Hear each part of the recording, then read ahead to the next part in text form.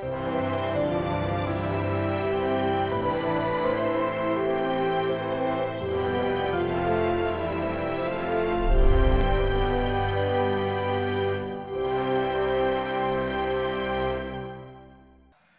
행복이라는 제목으로 말씀을 오늘은 나누겠습니다.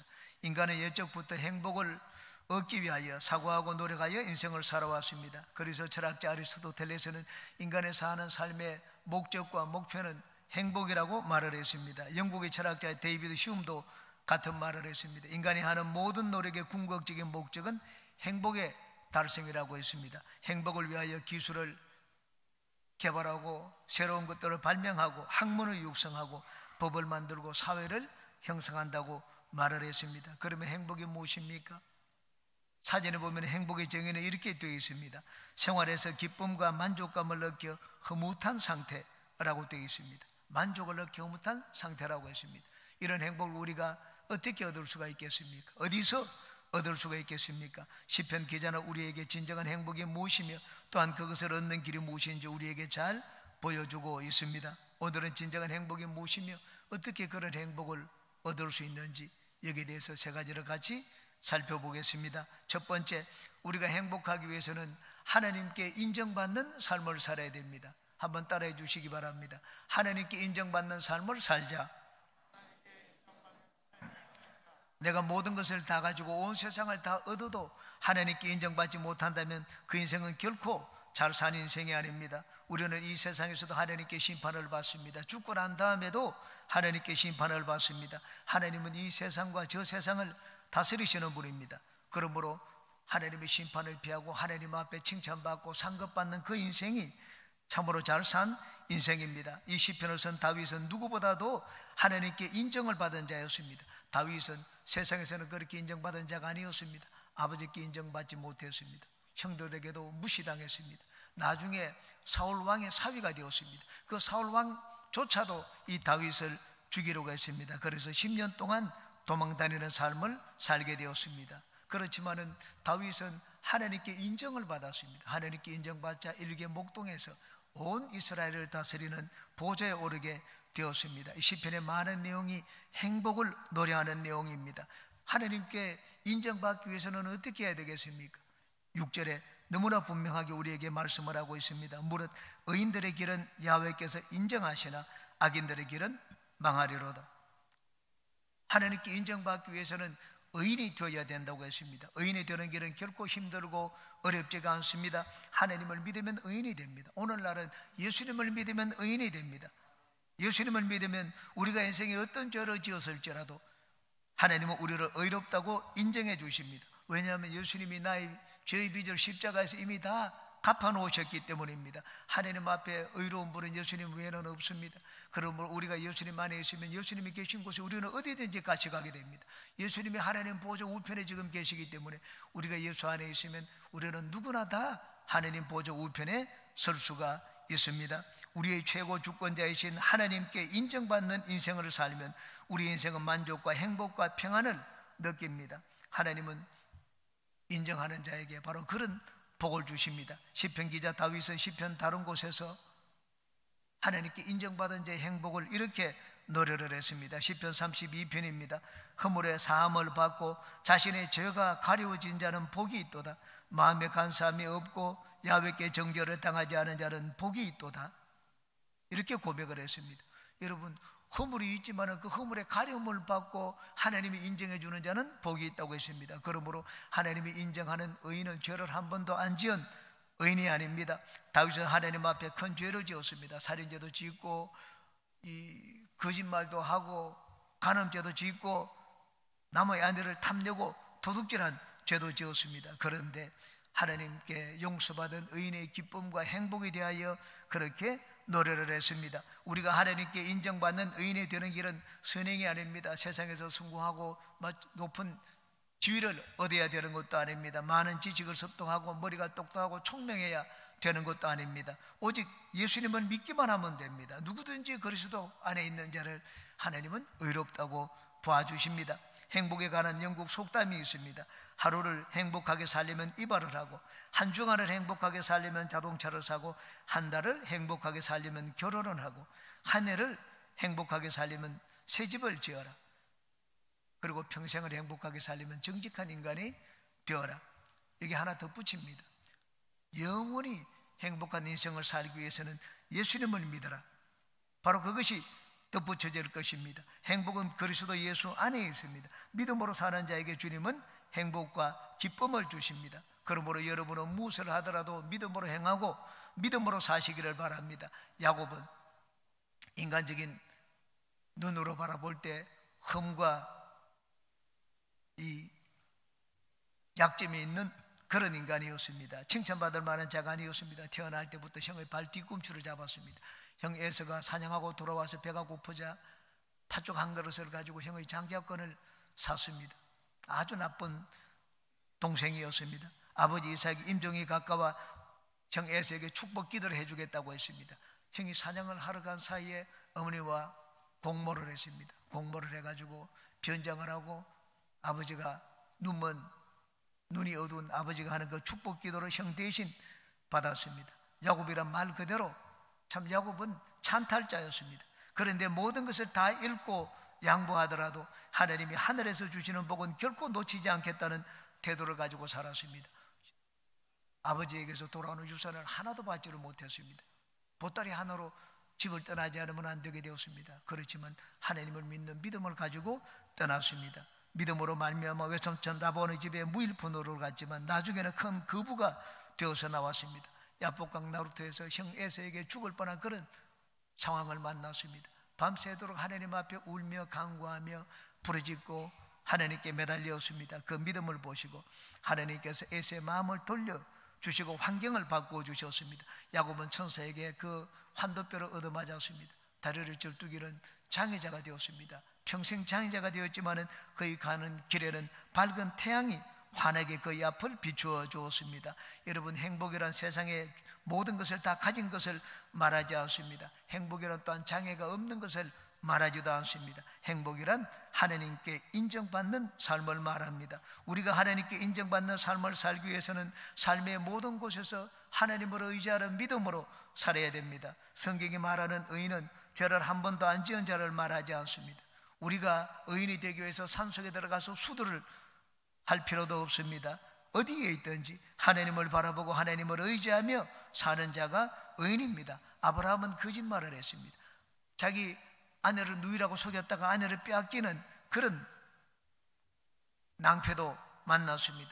그렇지만 아브라함은 하나님을 바라보고 의지했습니다. 하나님이 하시는 말씀을 그냥 있는 그대로 받아들였습니다. 하나님을 믿는, 하나님의 말씀을 믿는 그의 믿음을 하나님께서 의롭게 여겨주셨습니다. 여러분, 믿음으로 사는 자는 하나님이 인정을 해 주십니다.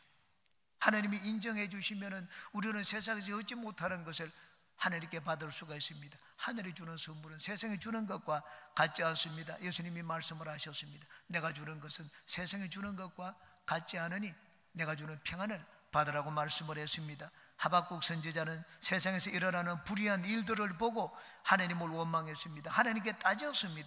하나님을 믿는 백성들 가운데 왜 이런 일이 일어나느냐고 따졌습니다. 하나님께서 하박국 선지자에게 장차 일어날 일을 보여주셨습니다. 이스라엘이 포로로 잡혀가고 성전이 함락될 광경을 보여주셨습니다. 그리고 하나님이 믿음이 무엇인지 가르쳐 주셨습니다. 하나님이 인정하는 의인은 오직 믿음으로 살아야 된다는 것을 가르쳐 주셨습니다. 하박국 선지자는 하나님 말씀을 듣고는 하나님의 계획과 섭리를 깨달았습니다. 그리고는 전적으로 하나님을 믿기로 결심을 했습니다. 그리고는 이렇게 고백을 했습니다. 의인의 삶에 대해서 하박국 3장입니다. 비록 무화과나무가 무성하지 못하며 포도나무에 열매가 없으며 감람나무에 소출이 없으며 밭에 먹을 것이 없으며 우리의 양이 없으며 외양간에 소가 없을지라도 나는 야훼로 말미암아 즐거워하며 나의 구원의 하나님으로 말미암아 기뻐하려로다. 주 야훼는 나의 힘이시라. 나의 발을 사슴과 같게 하사 나를 나의 높은 곳으로 다니게 하시리로다.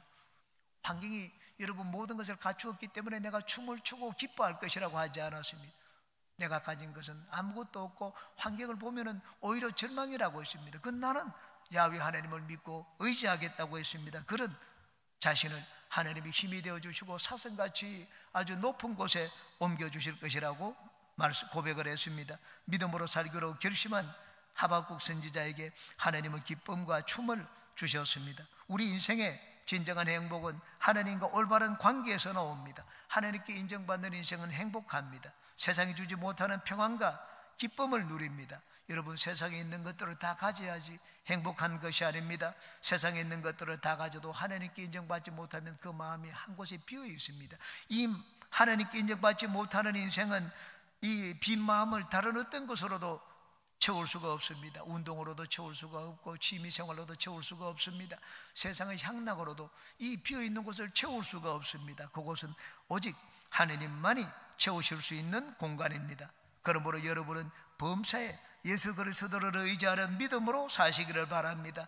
그래서 예수 그리스도 안에서 하나님께 인정받는 인생을 사시기 바랍니다. 바울 사도는 하나님께 인정받는 길이 예수 그리스도 안에 있다는 것을 알았습니다. 어떻게 하든지 모든 면에 예수 그리스도 안에 있기 위해서 다른 모든 것들을 다 뒤로 했습니다. 그토록 귀하게 여기던 율법도 배설물처럼 버렸습니다. 예수 그리스도 안에서 모든 면에서 하나님께 발견되기 위해서입니다.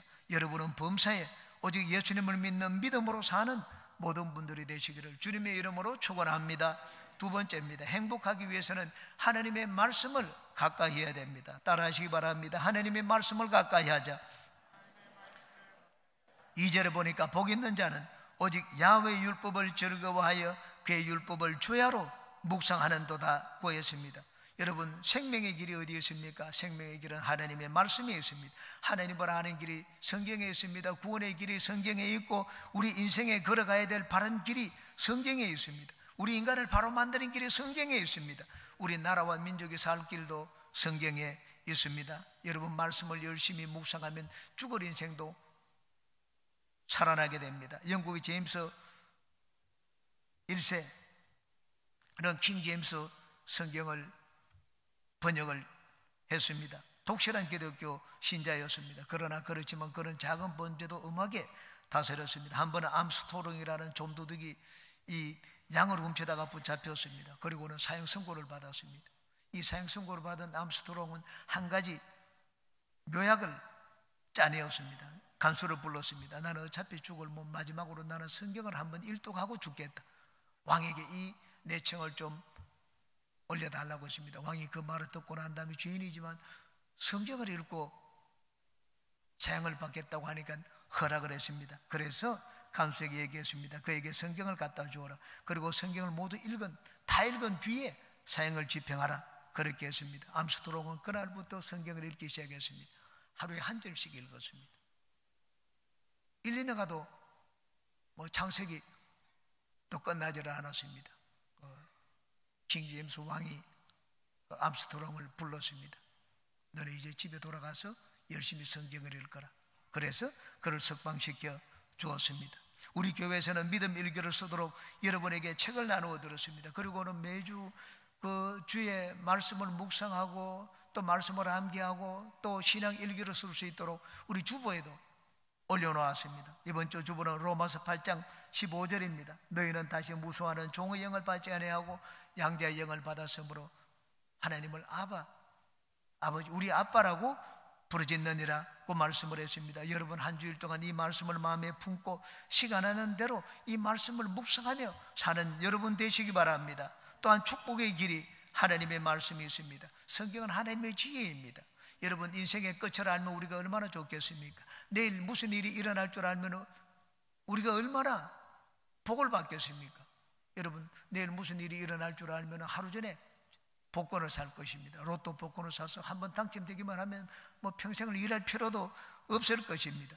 하나님은 시작과 나중이요 과거와 현재와 미래에 계시는 분입니다. 그러므로 과거, 현재, 미래가 하나님 안에서는 전부 하나입니다. 하나님은 모든 것을 알고 계십니다. 이 모든 것을 알고 계신 하나님은 우리에게 성경 말씀을 주셨습니다. 지혜로운 말씀입니다. 우리가 복을 얻을 수 있는 말씀을 우리에게 주셨습니다. 미국의 스탠다드 오일 회사는 세계적으로 우수한 오일을 공급하는 회사입니다. 그런데 그 기름을 이집트에서 퍼내고 있습니다. 어떻게 미국의 석유 회사가 이집트에서 기름을 퍼내게 되었습니까? 그 경위는 이렇습니다. 스탠다드 오일 회사의 중력 가운데 믿음이 깊은 사람이 있었습니다. 어느 날 그가 성경을 읽다가 출애굽기 2장을 읽었습니다. 출애굽기 2장을 읽는데 2장 3절에 모세의 부모가 모세를 갈대상자에 넣어서 나일 강물에 떠내려가겠다는 기사를 읽었습니다. 2장 3절입니다. 갈대상자를 가져다가 역청과 나무 진을 처리하고 아기를 거기 담아 나일 강과 갈대 사이에 두고, 이 말씀을 읽는데 이 말씀이 눈에 확 들어왔습니다. 역청, 영어 성경에는 피치라고 되어 있습니다. 피치는 수교를 정제할 때 나오는 찌꺼기입니다. 이 수교가 바로, 이 피치가 바로 수교입니다. 모세의 어머니가 역청을 구할 수 있었다면 바로 그곳에 기름이 있을 것이다, 기름이 날 것이라고 생각을 했습니다. 그래서 찰스 휘샤트라는 지질학자를 이집트로 보내서 현지 답사를 하도록 만들었습니다. 그래서 그 결과 모세가 갈대상자에 들어가서 이 던져진 그 하숫가가 어디에 있는지 찾아내게 되었습니다. 아주 큰 유전을 발견하게 되었습니다.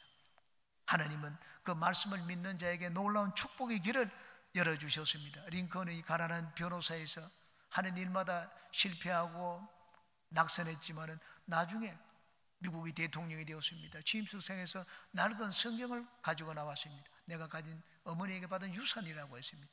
나는 이 낡은 성경으로 지금 이 자리에 서게 되었으니 지금부터 나는 미국을 하나님의 말씀으로 이끌겠습니다. 그렇게 선포를 했습니다.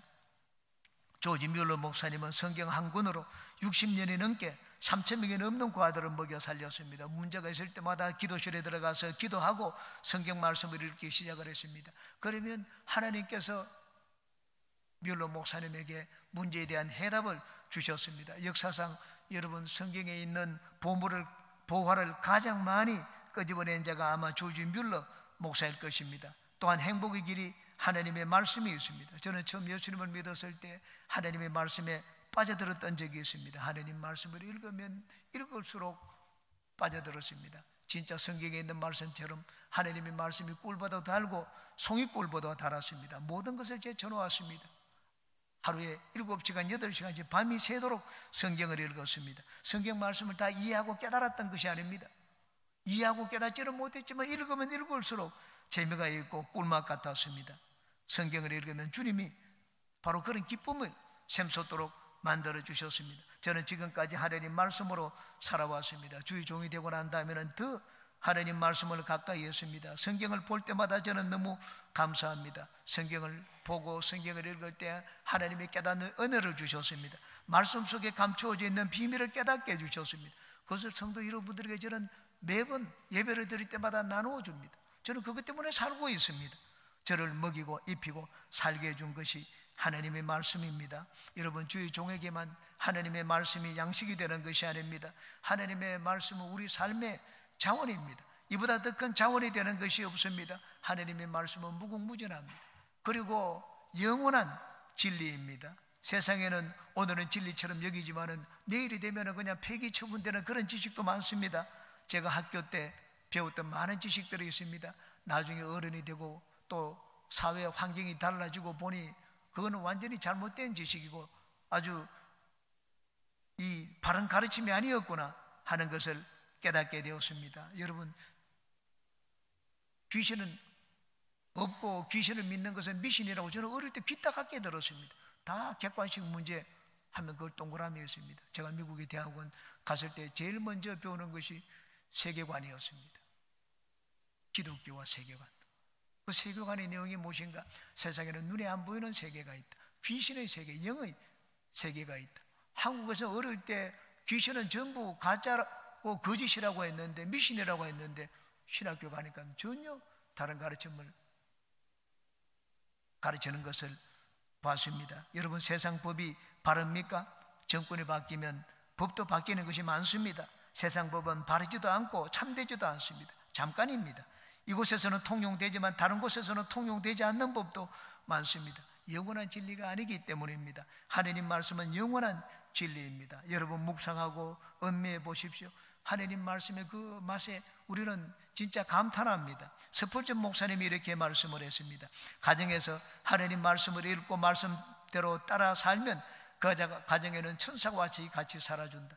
그렇지만은 성경 말씀을 저버리고 말씀을 따라 살지 않으면 천사는 그 가정에 결코 오지 않는다, 그렇게 얘기를 했습니다. 그러므로 여러분은 늘 하나님의 말씀을 가까이 하시기 바랍니다. 그리고 하나님 말씀 앞에 나아갈 때는 흥분과 기대하는 마음을 가지고 나아가시기 바랍니다. 주일 예배를 단순히 종교적인 의무로 생각하지 마시기 바랍니다. 말씀을 듣는 것을 가볍게 여기지 마시기 바랍니다. 여러분, 내가 가장 사랑하는 사람을 만나러 가서 그의 음성을 듣는다고 생각해 하시기 바랍니다. 그러한 모든 분들에게 하나님의 말씀이 생명과 축복과 행복의 젖줄이 되시기를 주님의 이름으로 축원합니다. 세 번째, 행복하기 위해서는 성령 충만한 삶을 살아야 됩니다. 또 따라 하시기 바랍니다. 성령 충만한 삶을 살자. 복 있는 자의 삶을 3절에서는 이렇게 그려놓았습니다. 그는 시냇가에 심은 나무가 철을 따라 열매를 맺으며 그 잎사귀가 마르지 아니함 같으니 그가 하는 모든 일이 다 형통하리로다. 시냇가에 심은 나무는 수분을 잘 빨아들입니다. 물가에 있기 때문에. 그러면 열매가 마르지 않는다고 했습니다. 물은 참으로 중요합니다. 인류 이 문명이 일어나고 문화가 발달한 곳이 물이 있는 곳이었습니다. 다 강이 있는 곳이었습니다. 물이 있는 곳에 사람이 모이고 물이 있는 하천을 중심으로 문명이 형성되었습니다. 사람이 살기 위해서는 물이 있어야 됩니다. 영적인 삶에 있어서도 마찬가지입니다. 예수님을 믿는 우리의 신앙이 시들지 않기 위해서는 성령의 생수를 우리가 날마다 공급받아야 됩니다. 우리가 성령의 생수를 끊임없이 공급받지 못하면 우리의 신앙은 시들고 맙니다. 현대에 일으킨 장본인입니다. 다 성령의 특별한 은혜에 대해서 부인을 하고 부정을 했습니다. 그런데 존 웨슬리는 말하기를 예수님을 믿어 구원받아 의인이 된 사람은 두 번째 또 다른 은혜가 있다는 것을 알아야 된다고 했습니다. 성령의 은혜입니다. 그런 말하기를 최고로 좋은 것은 하나님이 나와 함께 계신다는 것이다라고 했습니다. 나와 함께 계시는 하나님이 어디 있습니까? 성령 하나님입니다. 이 성령 하나님을 모시고 온 세계 웨슬리는 복음을 전했습니다. 장로교 목사인 D.L. 무디는 성령 침례를 받고 난 다음 성령 충만을 체험하고 난 다음에 결심을 했습니다. 앞으로 매일 빠지지 않고 한 사람 한 영혼을 전도하겠다고 했습니다. 믿든지 안 믿든지 한 사람 이상에게 매일 전도하겠다고 결심을 했습니다. 무디 목사는 초등학교도 제대로 나오지 않았습니다. 그런데 성령 충만했습니다. 100만 명의 영혼을 주님께로 인도했습니다. 장로교 신학자로서 오순절 운동을 신학적으로 도우며 성령 침례와 성령 충만에 대하여 많은 책을 쓴 목사님이 있습니다. R.A. 토레이 목사님입니다. 대천덕 신부의 할아버지입니다. 이 토레이 목사님이 성령 충만에 대해서 이렇게 고백을 했습니다. 나는 아침에 일어나면 성령 충만을 위해서 기도합니다. 왜냐하면 성령 충만하지 않으면 오늘 하루 나는 너무나 쉽게 흔들릴 수 있는 사람이기 때문입니다. 또 이렇게 고백을 했습니다. 하나님, 제가 성령 충만하다고 느끼지 못할 때 함부로 말하지 않도록 도와주십시오. 성령 충만하지 않을 때 말하면 시련이 되기 쉽고 사람들에게 상처를 주기 쉽기 때문입니다. 하나님, 제가 성령 충만하지 않을 때 제 인생의 중요한 결정을 하지 않도록 도와주십시오. 성령 충만하지 않으면 제 결정은 잘못될 가능성이 항상 있기 때문입니다. 이 R.A. 토레이 목사님은 성령 충만을 누구보다도 사모했습니다. 성령 충만, 성령 침례에 관한 책을 아주 많이 썼습니다. 여러분, 우리 스스로 내 감정을 다스린다는 것은 결코 쉬운 일이 아닙니다. 왜냐하면 우리는 부패한 인성을 가지고 있기 때문입니다. 그래서 우리는 모일 때마다 성령 충만을 위해서 기도합니다. 우리는 아무리 성령 충만을 구해도 부족합니다. 성령의 생수를 무한히 공급받아야 됩니다. 성령이 우리를 주관하시면 우리는 감정을 다스릴 수가 있습니다. 성령이 맺으시는 아름다운 인격적인 열매를 맺을 수가 있습니다. 성령이 우리의 삶을 다스리시면 여기 있는 것처럼 우리의 잎사귀가 마르지 않고 우리 삶에서 아주 풍성한 아름다운 열매를 맺게 됩니다. 성령이 우리 안에 충만하면 우리는 하늘나라를 미리 이 세상에서 맛보며 체험하며 살 수가 있습니다. 여러분은 예수 그리스도를 믿는 믿음 안에서 늘 말씀과 성령으로 충만한 삶을 사는 행복한 인생들이 되시기를 주님의 이름으로 축원합니다. 기도합니다.